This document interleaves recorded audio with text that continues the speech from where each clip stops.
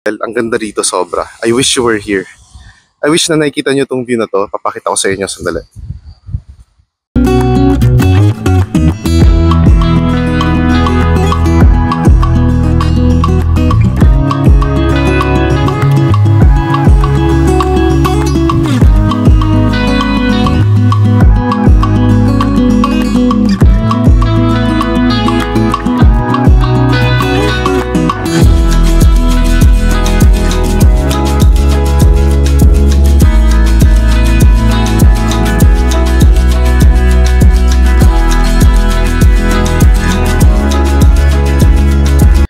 Hey travelers!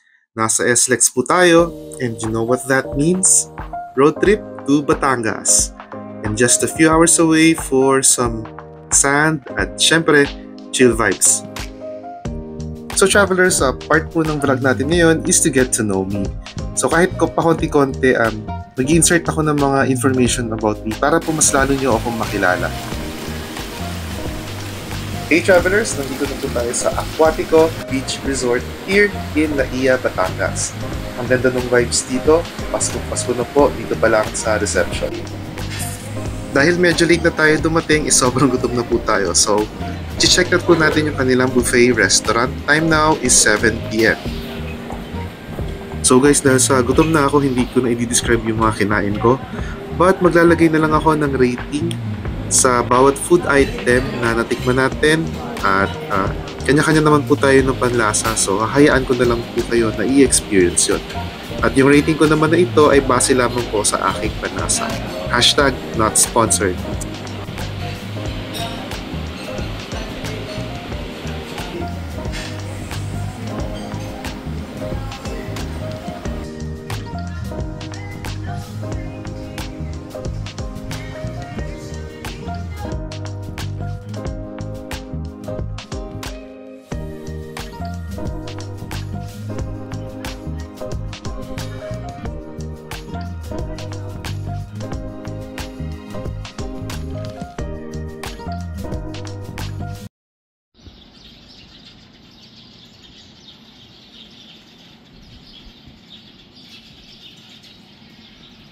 Sorry kung ganito yung boses ko ha. Medyo congested kasi yung nose natin and kagigising ko lang.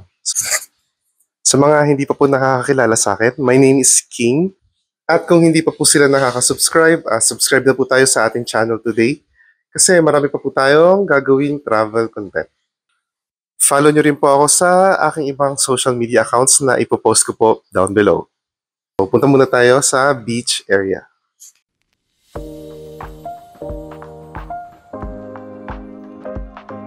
Good morning, we're here in Laia, Batangas.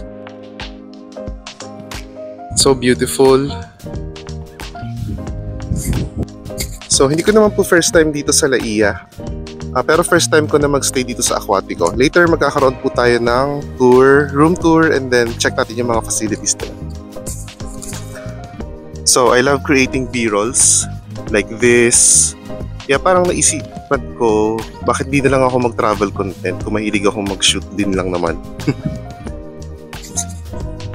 So to get here, inabot kami ng mga 3.5 hours kasama na yung traffic sa Manila, palabas sa Manila, and yung sa Lipa kasi dami namin inikutan yung traffic. So inabot kami ng almost 4 hours na biyahe. May traffic. Worth naman yung yung biyahe dahil ang ganda rito sobra. I wish you were here. I wish na nakikita nyo tong view na to. Papakita ko sa inyo sandali.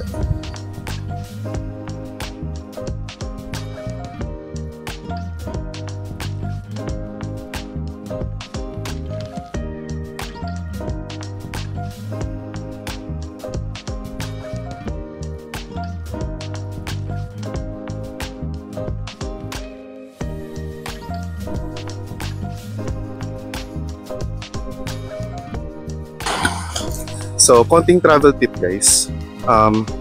Kasi as a biyahero, importante na sa mga lugar na pupuntahan natin, hindi tayo maligaw, okay? And para hindi ka maligaw, tip ko lang, bago ka pa umalis, a few days before ng trip mo, is use your maps sa phone. So, pin mo yung hotel mo o yung accommodation mo And then, explore mo yung area, like within 10 to 100 meters. Explore mo yung mga restaurants and activities that you can do. So, pagdating mo sa pupuntahan mo, sa location mo, hindi ka na mababakante. Alam mo na yung mga gagawin mo. Okay? So, that's my tip for today. Ano pa bang pwede kong i-share? Travel pet peeves. So, ako siguro peeve ko yung hindi pa nag-a-announce na pwede nang tumayo sa plane or naka-seatbelt on pa pero tumatayo na yung mga tao. Yung akala mo masasaraduhan sila ng airport, nagmamadali silang lumabas ng eroplano. Siguro yun yung masabi kong isa sa mga pet peeves ko. Yun. Another fact about me, mahilig ako mag-beach pero mahilig din ako mag-hike. So, in total naka 8 summits na ako. Ililista ko yung mga mountains na yan down below.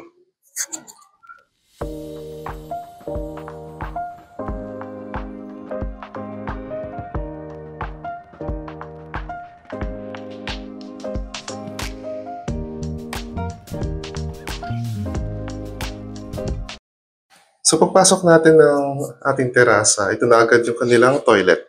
Sige, check natin. Hello. So dito merong mga for oral hygiene, merong lotion, merong shaving kit, at meron ding shower cap.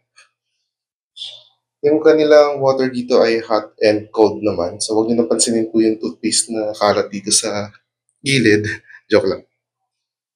So, meron silang bidet, which is very important for hygiene. Towels. So, meron silang hot and cold shower. Room is good for 2 to 4 people sa taas. Tara, akit tayo.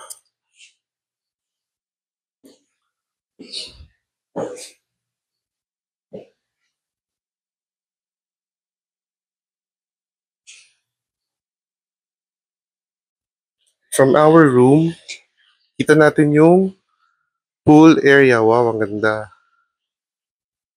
Guys, I wish you were here. So, ito yung pool area nila. May fountain. Ito naman yung bar. Yung bar open siya up until 10 p.m. Guys, ang sarap ng mojito nila. I think you should try it.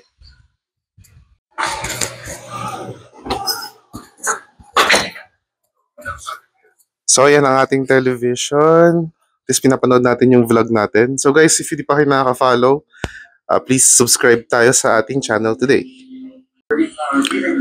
Meron tayong mini fridge. Meron tayong mga free coffee and tea. May electric kettle din. So yan ang ating AC. May bedside lamp. So, bali guys, itong room na nakuha natin, good for 4. Ayan. So, meron pang closet dito.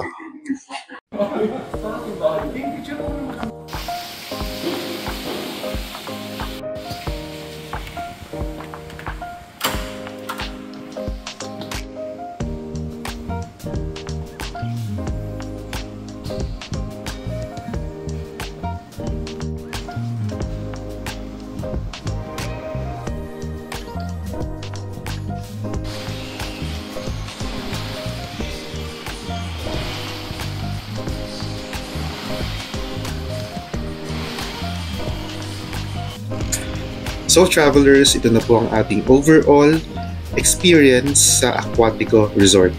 So coming here, hindi naman po ako nag-expect kasi hindi pa po ako nakapunta rito. Pero there are things na na-enjoy ko dito sa Aquatico Resort. Ang pinaka na-enjoy ko dito yung kanilang infinity pool. Para sa akin, ito yung star ng Aquatico Resort. Ang ganda ng view rito guys at malinis din yung pool. Na-enjoy ko rin dito yung kanilang fitness center. Na-appreciate ko na meron silang mini gym. Yun nga lang sana dagdagan pa nila yung kanilang mga equipment para mas marami pa tayong workout na magawa. So overall, Aquatico Beach Resort is sulit na sulit for a quick escape. Relaxing vibes and stunning views. For the accommodation, price check naman guys, medyo hindi pang masa ang price ng Aquatico Beach Resort, pero meron namang mga accommodation dito or may mga room types dito na pwede up to 4 people. Saan pa nga merong mga families and barkadas. So, it is best to split cost na lang para mas makatipid. So, here's a comparison of the price for Agoda and dun sa website ng Aquatico Beach Resort.